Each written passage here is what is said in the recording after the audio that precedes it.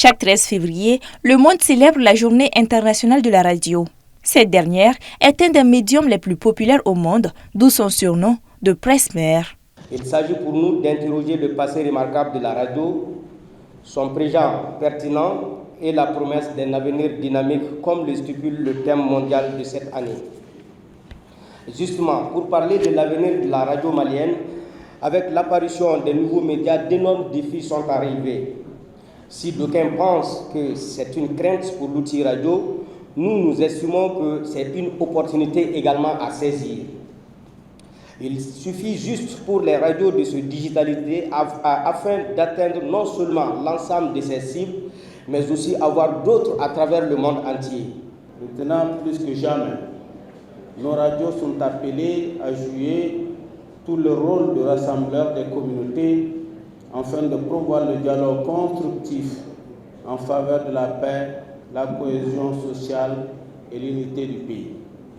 Cette journée de célébration, initiée par Studio Tamani à travers la Fondation Hirondelle et ses partenaires, a été l'occasion de rappeler le rôle de la radio dans la lutte contre la désinformation, les fake news, pour ne citer que cela. Monsieur Martin Faye, de la Fondation, assure que la radio vivra toujours et qu'elle ne mourra jamais. Pour cette 11e édition, le thème retenu est « La radio au service de la concorde nationale ». À l'ère du numérique, on avait annoncé sa mort. Ils ont tort, ils auront toujours tort. La radio vivra et la radio sera toujours là pour nous servir.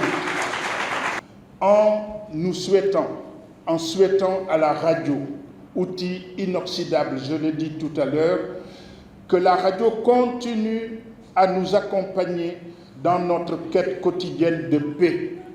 Je souhaite que survive la radio de service public, que survive la radio au service du public. Au cours de la journée, des distinctions ont été remises aux représentants des fêtières ainsi qu'à certaines radios. Également, des minutes ont été consacrées à ceux portés disparus tels Amadou Nialibouli de la radio Dondé de Douanzan, Moussa Banadiko de la radio Haïré de Boni. Pour rappel, le 13 février est également une occasion pour les acteurs de la radio de mener des réflexions afin de trouver des solutions aux défis auxquels ils sont confrontés. Lesquels défis prennent des formes économiques, de manque de formation, mais aussi sécuritaires.